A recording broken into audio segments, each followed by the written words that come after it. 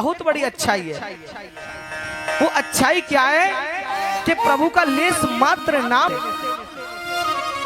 मनुष्य की मुक्ति हो जाती है।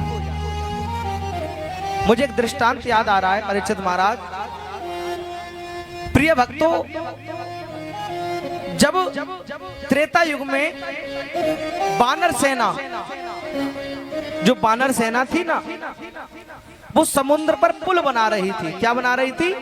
लंका के उस पार जाने के लिए। तो बानर सेना पुल कैसे बना रही थी पता है?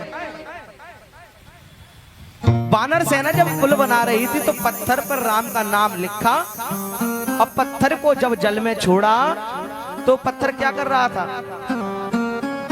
वो डूब नहीं रहा था, वो जल के ऊपर तैर रहा था।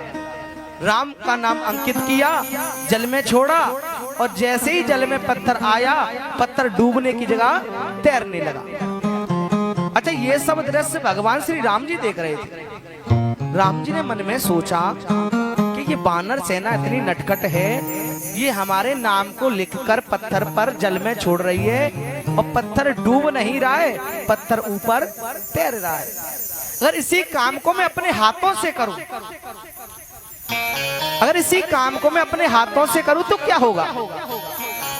अच्छा, प्रभु ने वहां तो नहीं किया क्योंकि वहां पर बानर सेना थी और बानर सेना नटखट तो होती है। अभी कुछ उल्टा सीधा हो जाए महाराज तो प्रभु की हंसी हो जाती। तो प्रभु एक साइड में गए जहां पर बानर सेना नहीं थी। मां प्रभु ने ये प्रैक्टिकल अपने हाथों से करके देखा।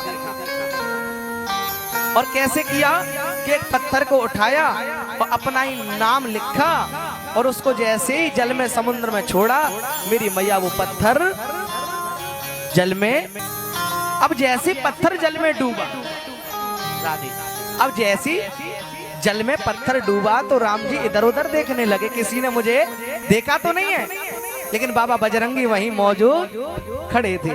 अब हंसने लगे, हनुमान जी महाराज जय हो प्रभु, बड़े भोले बावले हो आप तो हैं, बड़े भोले वाले हो। अब राम जी कहने लगे कि हे हनुमत, एक बात बताओ बेटा, अगर इस काम को आप कर रहे हो, ये बानर सेना कर रही है, तो ये पत्थर डूब नहीं रहा, और इसी काम को मैंने अपने हाथों से किया, राम का नाम, तो ये पत्थर डूब क्यों गया? इस कारण को मैं समझ नहीं पाया। तो बालाजी महाराज, हनुमान जी महाराज इसके दो उदाहरण देने लगे कि महाराज देखिए, पहली बात तो ये है कि इस कलयुग में आपसे ज्यादा आपके नाम की महिमा होगी, क्योंकि इंसान की जब मृत्यु आती ना, मृत्यु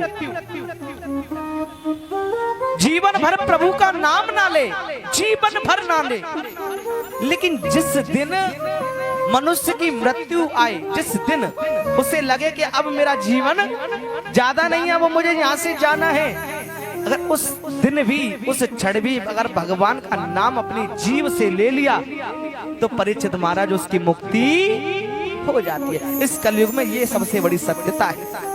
तो प्रभु आपसे ज्यादा आपके नाम की महिमा होगी। अच्छा, आपकी जितनी है उतनी तो ठीक है, लेकिन आपके नाम की ज्यादा महिमा रहेगी। और दूसरा कारण क्या है पत्थर डूबने का?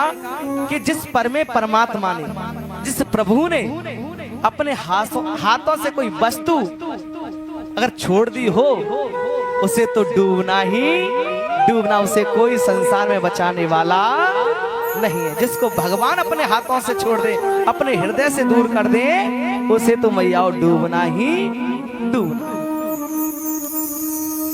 तो कलयुग है ना जो,